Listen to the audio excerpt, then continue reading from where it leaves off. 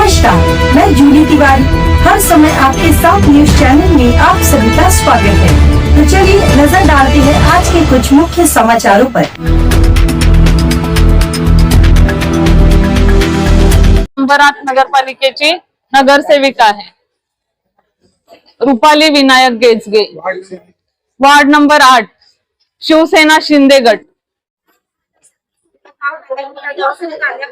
केस paper में अर्धा तास नंबर लावायचा, इथं काही अर्धा तास नंबर लावायचा, गोळ्या घ्यायला अर्धा तास नंबर लावायचा आणि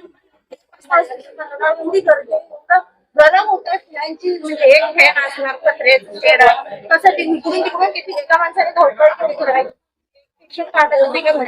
त्यांचा लागूनच एक ओपीडी, पण मला वाटतं ते की ओपीडी खूप छोटी आहे, ओपीडी पूर्ण पडणार नाही, पण त्या ओपीडीचं पण तुम्ही काम बघा, एकदम हलक्या दर्जाचं तिथं काम करण्यात आलेलं आहे। सर्वात मोठी बाब ओपीडी तयार आहे, पण त्या इलेक्ट्रिशियनचं काम चालू नाहीये।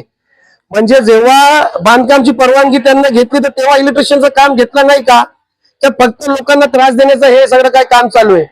त्यामध्ये भिंत नाहीये, भिंतच्या जागी त्या लोकांनी पत्रा मारलेले, पत्रा मार। भीषण गर्मी से मरीज बेहाल, अस्पताल में बुनियादी सुविधाओं की भारी कमी उजागर। दवा बाहर से खरीदने को मजबूर मरीज, आर्थिक बोझ से परेशान परिजन। अस्पताल दौरे के दौरान महिला मरीज चक्कर खाकर गिरी, अव्यवस्था पर उठे सवाल। नगर सेवक का अल्टीमेटम, जल्द सुधार नहीं हुआ तो मामला जाएगा उच्च प्रशासन तक। अंबरनाथ छाया हॉस्पिटल में अव्यवस्थाओं पर नगर सेवक विकास हेमराज सोमेश्वर का निरीक्षण, मरीजों की समस्याओं पर जताई चिंता। अंबरनाथ स्थित छाया हॉस्पिटल में व्याप्त अव्यवस्थाओं और मरीजों को हो रही परेशानियों को लेकर नगर सेवक विकास हेमराज सोमेश्वर ने अस्पताल का दौरा कर स्थिति का जायजा लिया। इस दौरान उन्होंने मरीजों और परिजनों से बातचीत कर उनकी समस्याएं सुनी, जिसमें कई गंभीर शिकायतें सामने आई। अस्पताल में इलाज के लिए आने वाले गरीब और जरूरतमंद मरीजों ने बताया कि भीषण गर्मी के कारण उन्हें भारी परेशानी का सामना करना पड़ रहा है। वहीं कई बार मरीज बीमार होकर अस्पताल परिसर में ही चक्कर खाकर गिर जाते हैं। मरीजों का आरोप है कि डॉक्टर द्वारा लिखी गई दवाइयां अस्पताल से उपलब्ध नहीं कराई जाती और उन्हें बाहर से दवा खरीदने के लिए मजबूर किया जाता है, जिससे आर्थिक बोझ बढ़ रहा है। निरीक्षण के दौरान यह भी सामने आया कि अस्पताल में बुनियादी सुविधाओं की भारी कमी है। मरीजों के अनुसार यहाँ पंखों की व्यवस्था नहीं है, ओपीडी की उचित सुविधा नहीं है और लाइटिंग की भी गंभीर समस्या बनी हुई है। इसके अलावा एक ही डॉक्टर के भरोसे पूरे अस्पताल की व्यवस्था चलने की शिकायतें भी मिली है, जिससे मरीजों की जांच, इलाज और दवा वितरण जैसी सेवाओं पर असर पड़ रहा है। इसी दौरान एक महिला मरीज गर्मी के कारण चक्कर खाकर गिर गई, जिसपे अस्पताल की अव्यवस्थाओं पर और सवाल खड़े हो गए हैं। कई अन्य मरीजों ने भी अपनी परेशानियां बताते हुए प्रशासन से जल्द सुधार की मांग की है। नगर सेवक विकास हेमराज सोमेश्वर ने अस्पताल प्रशासन के अधिकारी को लिखित शिकायत और निवेदन पत्र सौंपते हुए मांग की है कि अस्पताल में तुरंत डॉक्टरों की संख्या बढ़ाई जाए, दवाइयों की उपलब्धता सुनिश्चित की जाए और बुनियादी सुविधाओं जैसे पंखे, बिजली और ओपीडी व्यवस्था को दुरुस्त किया जाए। उन्होंने चेतावनी दी कि यदि जल्द सुधार नहीं हुआ तो इस मामले को कलेक्टर और उच्च प्रशासन तक ले जाया जाएगा। मरीजों का कहना है कि यदि जल्द ही स्थिति में सुधार नहीं हुआ तो उन्हें गंभीर समस्याओं का सामना करना पड़ेगा। नगर सेवक ने स्पष्ट किया कि यह अस्पताल शासन और प्रशासन के अधीन आता है, इसलिए जिम्मेदार अधिकारियों को तत्काल कार्रवाई करनी चाहिए ताकि आम नागरिकों को राहत मिल सके। आपल्या छाया हॉस्पिटलला मी आलो, एक माझा मित्र होता, त्यांना एक इंजेक्शन द्यायचं होतं, त्या अनुषंगाने मी इथं आलेलो, पण तो मित्र तर काय इथं आला नाही इंजेक्शन साठी। पण इथं आल्यानंतर समजलं की फक्त आणि फक्त कागदावर सगळं काय इथं चाललेलं आहे। डॉक्टरची कमतरता आहे, एकच तिथं सिस्टर आहे, ते 4 म्हणजे सगळ्या आजारांचं इंजेक्शन तेच मारते। एक पेशंटला 15-15, 20-20 मिनिटं इथं लागतोय एक इंजेक्शन साठी। तेच डॉक्टर इंजेक्शन मारतोय, तेच नर्सकडे जातोय, म्हणजे सगळं काय इकडे तिकडे एकच राऊंड चालू आहे। आणि जे सामान्य नागरिक येतात त्यांना पहिला तिथं केस पेपर घ्या तिथं, मग तिथून ते उन्हात इथं येतात, मग इथं येऊन हे तुम्ही बघू शकता पत्राचे शेड आहे, यामध्ये मी स्वतः एक मला वाटतं 10 मिनिट झाले बघा, हे आपल्याला किती घाम फुटलेला आहे। आणि इकडचे जे अधिकारी आहेत ते तिथं एसी मध्ये बसलेले आहेत। म्हणजे छाया हॉस्पिटल हे आजच्या तारखेमध्ये लावारिस झालेली आहे।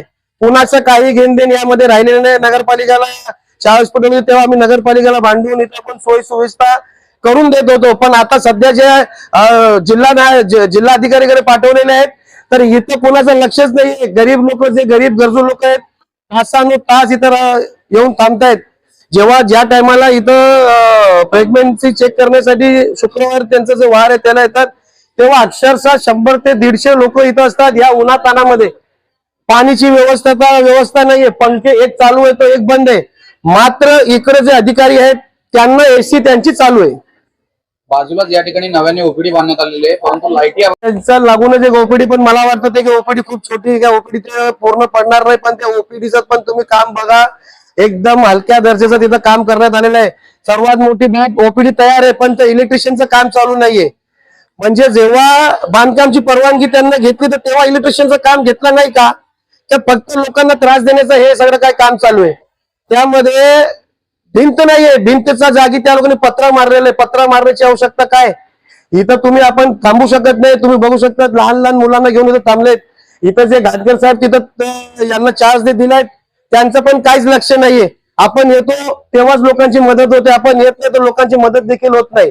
या माध्यमाद्वारा मी तुम्हाला सांगू इच्छितो की इथून बनसोडे साहेबांकडे जाणार आहे आणि रोज छाया हॉस्पिटलला मी व्हिजिट करणार आहे. जोपर्यंत छाया हॉस्पिटलची पूर्ण फॅसिलिटी होत नाही तोपर्यंत इथं मी रोज एक चक्कर मारणार आहे आणि हे जे गरीब लोक आहेत त्यांना न्याय मिळवून देणार. मी अंबरनाथ शहराची नगरसेविका आहे. आज माझ्या मुलाला 1 तासापूर्वी कुत्रं चावलं म्हणून मी त्याला इथे इंजेक्शन द्यायला आले. तर मी इथे येऊन पाहिलं तर लोकांची अवस्था अतिशय वाईट आहे. इथे चारी बाजूला पत्रे आहेत, फॅनची व्यवस्था नाहीये. अक्षरशः कॅन्सरचे पेशंट सुद्धा इथे लाईन मध्ये उभे आहेत. डॉक्टरांची एकच डॉक्टर इतक्या पेशंटला हँडल करते. यांच्याकडे अजून एखादं कॅबिन नाहीये पटपट काम होण्यासाठी. शासनाचे अधिकारी जे आहेत ते एसी रूम मध्ये बसून सगळ्या सुखसुविधा घेतात, पण गोरगरिबांसाठी साधा फॅन सुद्धा इथे उपलब्ध नाहीये. पूर्ण पत्रामध्ये हीट एवढी आहे इथे, लोकांना चक्कर येऊन लोक पडायला लागलेत. तरी पण 2-2 तास इथे लाईन लावायला लागते लोकांना. हा अतिशय भोंगळ कारभार आहे शासनाचा. काय मागणी आहे? शासनाकडे आमची ही मागणी आहे की इथे जे कुत्र्याचे इंजेक्शन देत आहेत त्यासाठी जास्तीत जास्त डॉक्टर उपलब्ध व्हायला पाहिजेत. हे जे आहे इथे हॉस्पिटल तर याला म्हणताच येणार नाही. हे जे काही पत्र्याचं रूम बनवलंय त्याला व्यवस्थित असं करून फॅनची सुविधा इथे उपलब्ध करायला पाहिजे. लोकांना बसायला चेअरची सुद्धा उपलब्धता नाहीये इथे. कॅन्सर पेशंट सुद्धा असे लाईन मध्ये उभे आहेत. सकाळपासून मी पाहते. केस पेपर अर्धा तास नंबर लावायचा, इथं अर्धा तास नंबर लावायचा, पोळ्या घ्यायला अर्धा तास नंबर लावायचा आणि गरम होतं. फॅनची म्हणजे एक फॅन असणार, पत्रे कसं तिकडून किती एका माणसाने धावपळ केली करायची. उभारल्यावर जास्त असले माणसाने काय करायचं?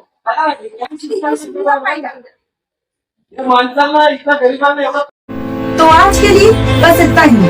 कल फिर मिलेंगे इसी समय इसी चैनल पर. तब तक के लिए मुझे दीजिए इजाजत. धन्यवाद. हमारे चैनल को सब्सक्राइब करें और बेल आइकन दबाना ना भूलें ताकि हमारी खबरें सबसे पहले आप तक पहुंचे.